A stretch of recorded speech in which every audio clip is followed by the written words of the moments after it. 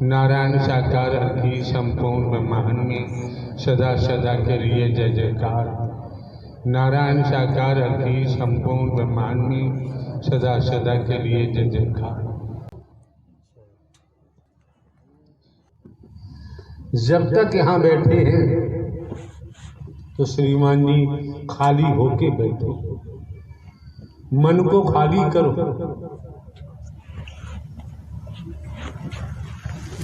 जब मन को खाली करके बैठेंगे तो सत्य के साथ में आने के महत्व को भी समझेंगे।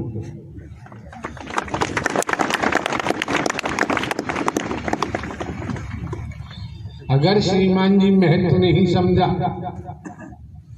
तो जीवन नाहक बर्बाद हो जाएगा।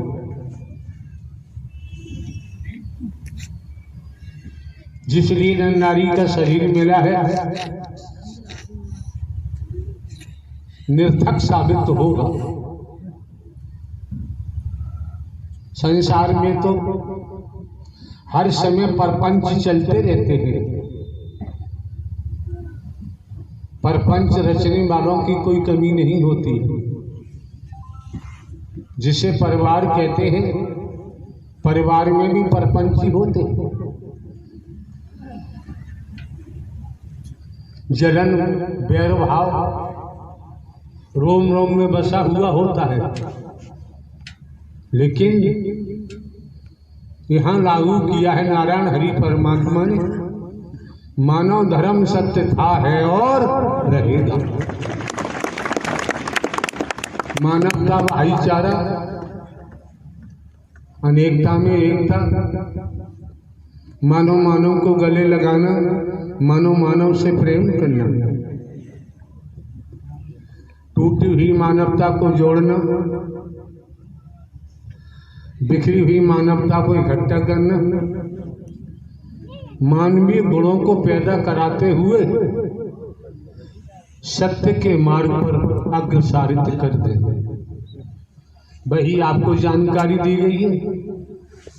जीवन यापन के लिए स्पष्ट कर दिया, मानवीय समाज चाहिए। मानवीय समाज में ही हम भली भांति सकारात्मक सांस ले सकते हैं। अगर हम भौतिकतावाद के जुनून में बह गए, मैं मेरी में अगर हमारा बहाव हो गया, भेद में बहाव हो गया, तो जीवन बर्बाद हो जाएगा। असार में चले जाएंगे। जो जीवन मिला है सार तत्व की तरफ जाने के लिए, तो असार में जाएंगे, जीवन बर्बाद होगा। और ब्रह्मांड में सार हरि परमात्मा के अलावा न सार कोई था, न है और न ही होगा। भली बात जानते हैं। राजा रहे न रंग, बली रहे न औलिया, संतरी रहे न मंत्री, अधिकारी रहे न कर्मचारी, जो आया है सो जाएगा, राजा रंग फकीर। हम आपको किस्सा भी सुना सकते हैं, भले ही हमने कभी स्वाध्याय नहीं किया है, कोई अध्ययन हम नहीं करते हैं। जैसे हैं वैसे ही आपके सम्मुख एक घरकारा चौकीदार बनकर आते हैं। आने वाले महापुरुषों के आंतों देव का दर्शन भी हम करते हैं। हम आपके ऊपरी आवरण को नहीं देखते। ऊपरी आवरण देखना हमारा काम नहीं है। इस संसार का प्रचलन है, दुनिया का सिस्टम है। कौन किस रूप में क्या करता है, हर किसी का अपना अपना कर्म होता है। हमारे द्वारा अनेकों बार, अनगिनत बार पूर्व में भी कहा गया है, भले ही हम सरकारी चौकीदार बन के काम करते हैं, स्पष्ट कहा है नारायण हरि परमात्मा ने संसार को कर्म करने के लिए स्वतंत्र छोड़ा हुआ है, भोगने के लिए परतंत्र है।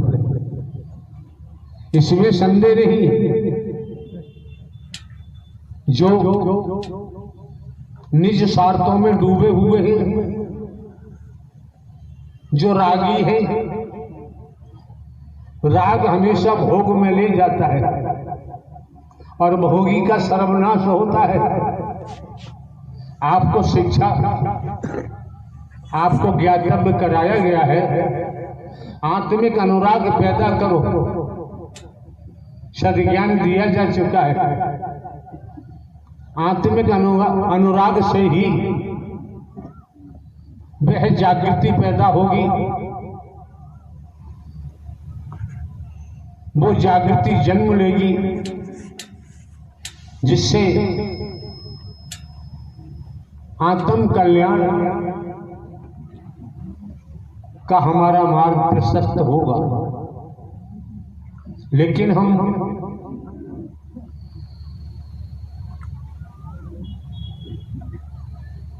जैसे फॉर एग्जाम्पल, एक मिसाल के द्वारा जानते हैं, गांव देहात में रहते हैं, यहाँ की कमेटी है, जनपद एटा के महापुरुषों की कमेटी है।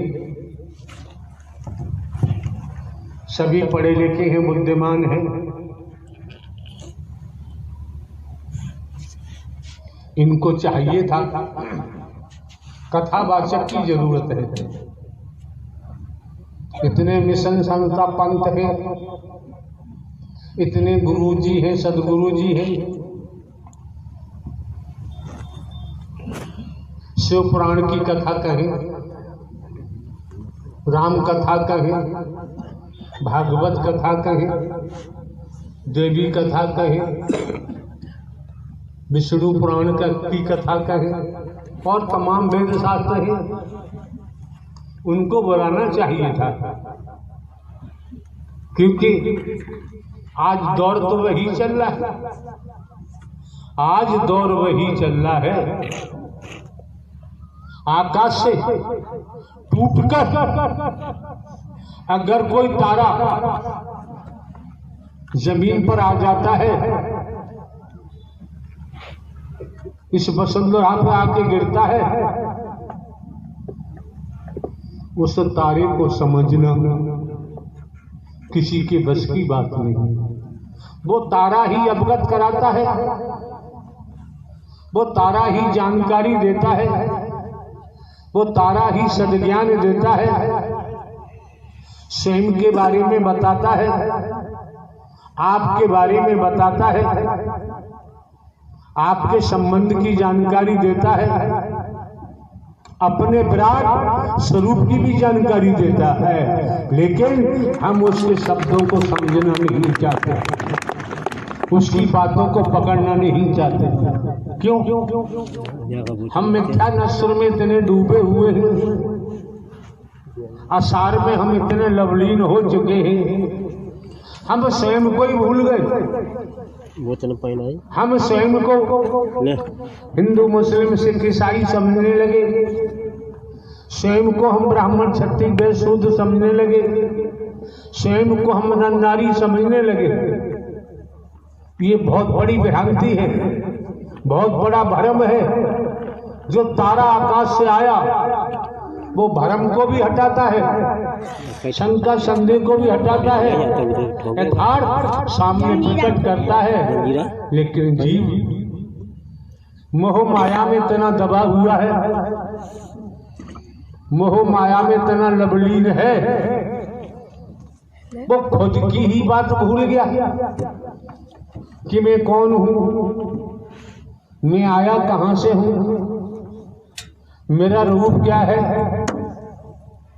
मेरा स्वरूप क्या है, मुझे क्या करना चाहिए, मैं कर क्या रहा हूँ। मेन बॉडी आई एम सोल, भूल गया। ईश्वर अंश जीव अविनाशी, स्वयं को भूल गया, मिथ्या नस्र को अपना लिया, आसार को अपना लिया, सार को छोड़ दिया तो क्या होगा? क्या होगा? कर्म ने किसी को छोड़ा नहीं है। राजा हो चाहे रंग, बली हो चाहे ओलिया, संतरी हो चाहे मंत्री, अधिकारी हो चाहे कर्मचारी, साधु संत महात्मा, और हमारे द्वारा तो भले ही हम हरकारा चौकीदार बन के काम करते हैं, इसी जुबान से हमारे द्वारा कहा गया है, बोला गया है, कर्म ने अवतारों को भी नहीं छोड़ा है।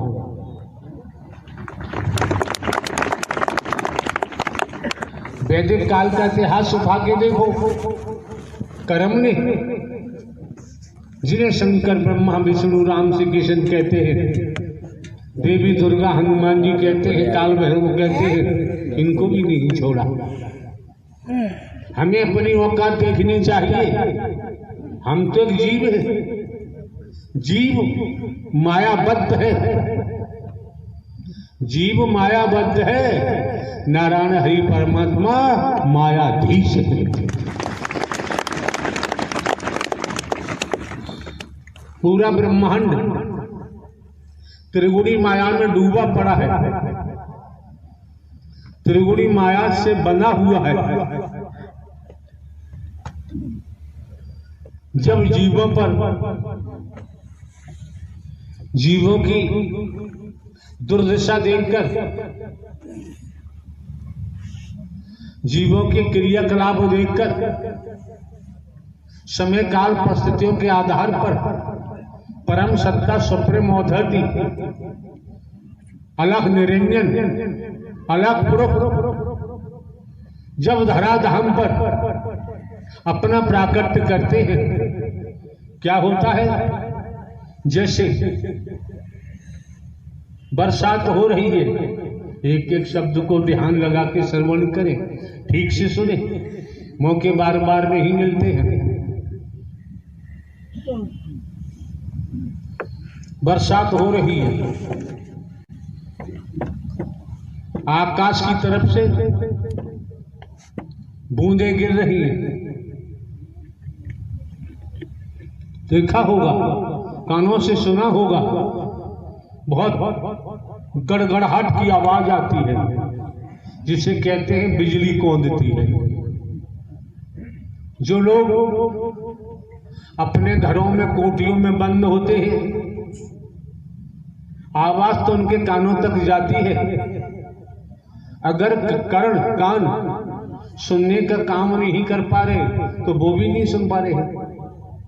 गड़गड़ाहट की आवाज होती है, बिजली कौंधती है, महलों में घरों में बंद है, आवाज तो उनके कानों में गई, लेकिन बिजली की कौंध उन्हें दिखाई नहीं दी, क्योंकि वो चार दीवारी में बंद है। जो चार दीवारी से बाहर है, खुले आकाश में है, वो बिजली की गड़गड़ाहट को सुन भी रहा है, और जो चमक है बिजली की उसे देख भी रहा है। फॉर एग्जाम्पल, इसी प्रकार समय के सदगुरु, सदगुरु परमात्मा को कहते हैं, हाड़ मास वाले को नहीं। समय का सदगुरु जब प्राकट्य करता है तब क्या होता है? सत्य की चमक कौनती है, उसके शरीर से ही कौनती, उसकी जुबान से ही सत्य की आवाज होती है, उसके घट से ही, शरीर से ही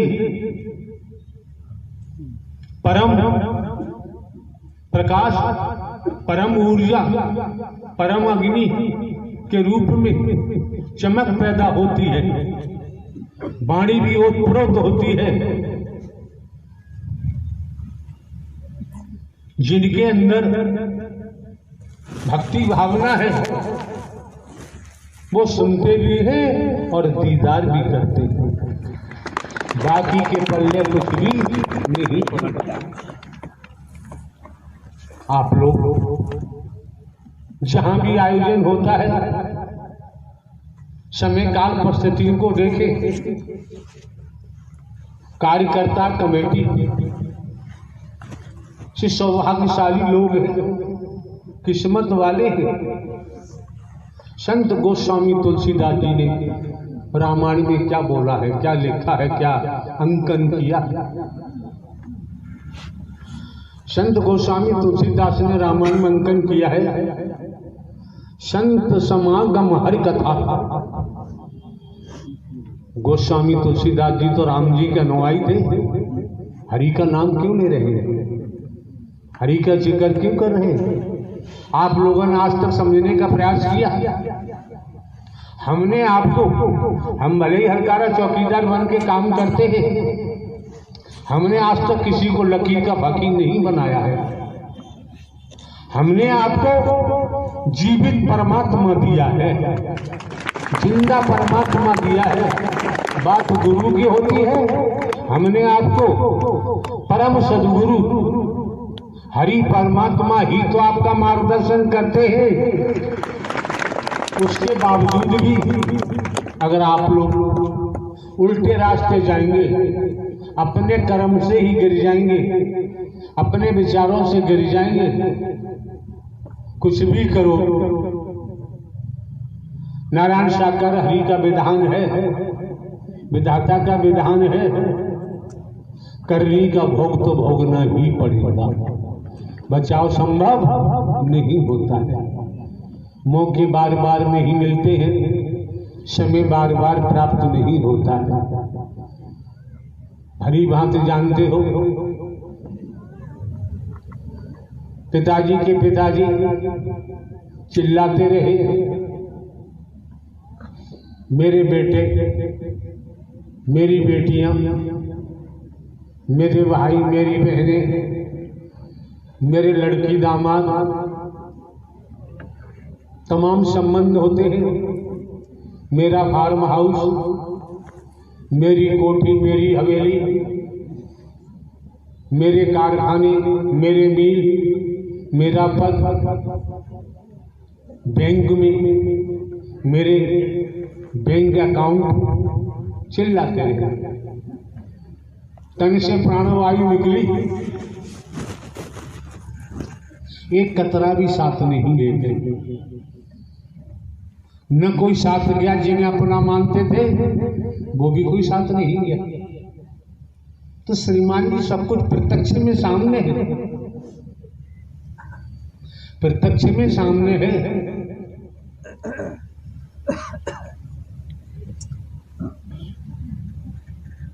कितने सौभाग्यशाली हैं कमेटी के सदस्य। आपका भी अतीत अच्छा है, अतीत से वर्तमान, वर्तमान से भविष्य। सत्य की सत्व प्रधान आत्मा न होते तो श्रीमान जी इस सत्य के साथ में आपका आना संभव नहीं था। कितने सौभाग्यशाली हैं आप, कितने परम सौभाग्यशाली हैं आप। जुबान बखान नहीं कर सकती। आप संसारिक दुनियावी कैलेंडर के मुताबिक 20 वर्षों से हमें सुनते आ रहे हैं। भिन्न भिन्न प्रांतों में, कस्बों में, शहरों में, नगरों में, महानगरों में, ग्रामीण अंचलों में जहां जाने का मौका मिलता है, हमने कहीं ढोंग किया है, पाखंड किया है, आडंबर किया है, अंधविश्वास किया, ढकोसला किया है। हमने किसी कंचन कामनी को लूटा है आज तक, किसी को धोखा दिया है। क्यों? ये सत्य का मार्ग है, सत्य का मार्ग है। यहाँ सत्कर्म में लगाया जाता है, यहाँ लूटने का कोई प्रावधान नहीं।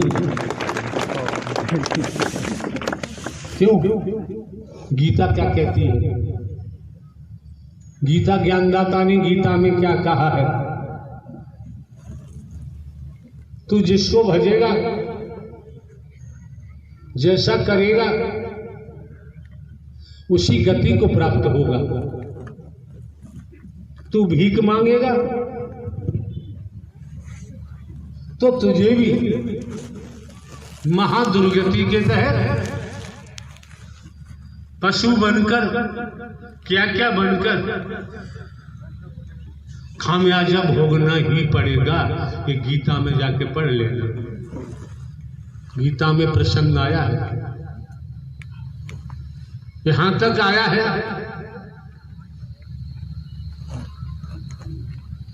जिसकी पूजा करेगा उसी को ही प्राप्त होगा, ये गीता का प्रसंग है।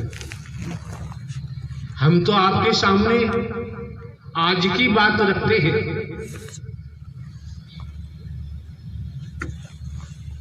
अभी की बात रखते हैं।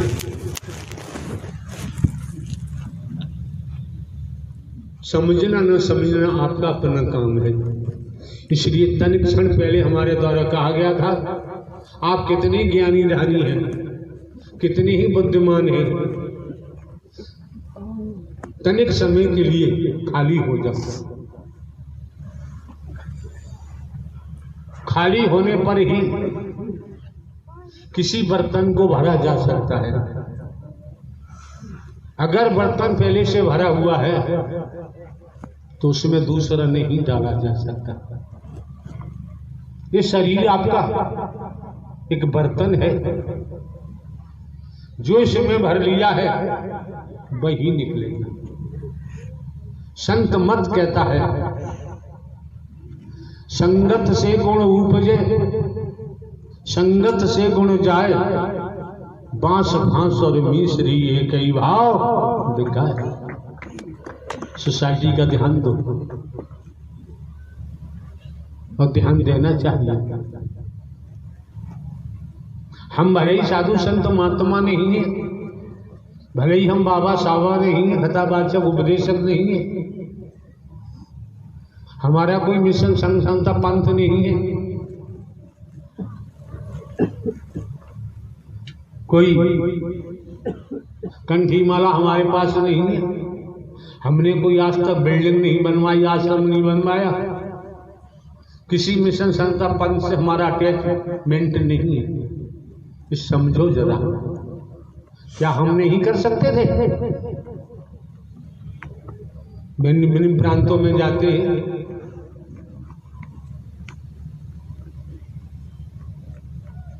चाहते तो हजारों आश्रम बनवा दिए होते।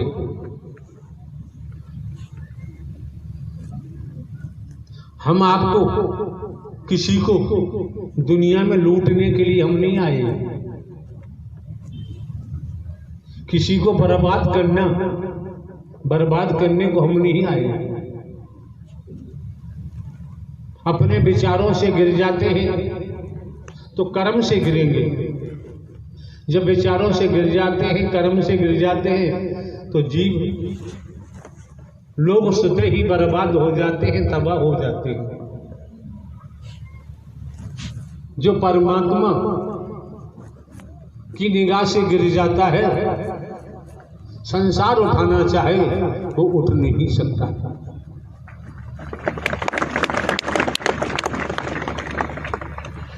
जो साकार हरि की निगाह से गिर जाता है,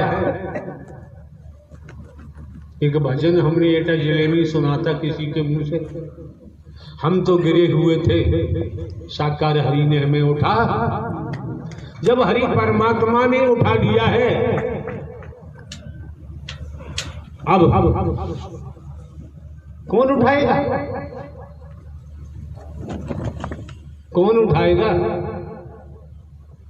किसमें इतनी क्षमता है,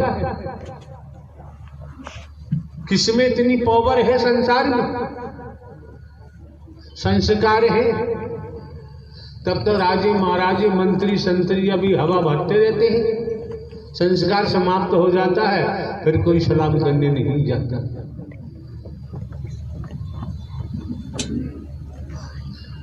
संसार का अध्याय आप लोगों ने बनाया है, और संसार के अध्याय में आप समझ सकते हैं, मैं मेरी होती, अपना पराया होता है, मोह होता है, ममता होती है, लोभ होता है, काम होता है, कंचन कामनी होता है। ये संसार का अध्याय है। ये सत्य के साथ में आए हो, इस सत्य का अध्याय बन के तैयार हो रहा है। जीवन में कोई अड़चन आती है, संसार का अध्याय से तो अड़चन ही अड़चन है, तो सत्य का अध्याय जोड़ा है, यही मदद करता है, दुनिया में और कोई मदद नहीं करता। इसलिए संतों ने कहा है, माया मरी मन मरे मर मर जात शरीर, आशा तृष्णा ना मरी कह गए दास, संत मत कहता। आए कई घाट से, उतरे कई घाट, अपने अपने कर्मों से हो गए बारह। बाप का साथी बेटा नहीं, बेटा का साथी बाप नहीं, गुरु का साथी चेला नहीं, चेला का साथी गुरु नहीं, अपने कर्मों से ही। तपेश्वरी सो राजेश्वरी, राजेश्वरी सो नरकेश्वरी। इस भूलोक में कर्म का ही सारा खेल है। तप से ही राजा बने, और राजा बनने के बाद भूल गए, तो तपेश्वरी सो राजेश्वरी, राजेश्वरी सो नरकेश्वरी। कहां जाओगे बच के? बच के जाओगे कहां? इसलिए किसी संत ने कहा है, हरि इतना दीजिए जिसमें कुटुंब समाए, हम भी भूखे न रहे और संतन भूखा जाए। बेवजह तो नहीं कहा है, और हम आप भली भांति जानते हैं, भली भांति जानते हैं, जो भी ले, जो भी खाए पिए, जिसे पेट कहते हैं, ये मांगता ही रहता है, ये मांगता ही रहता है। ऐसा गड्ढा है, ये भरता ही नहीं है।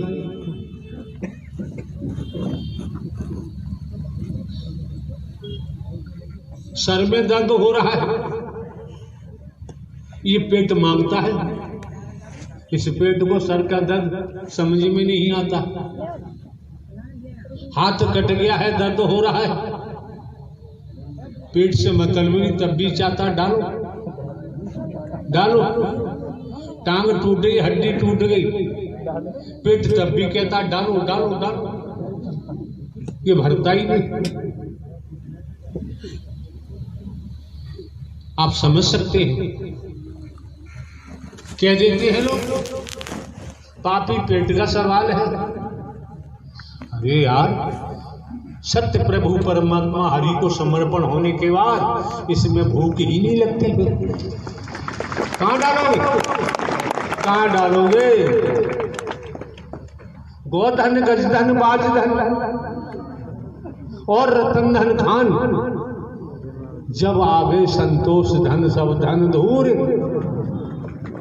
आत्म कल्याण का सीधे सीधे मार्ग मिला।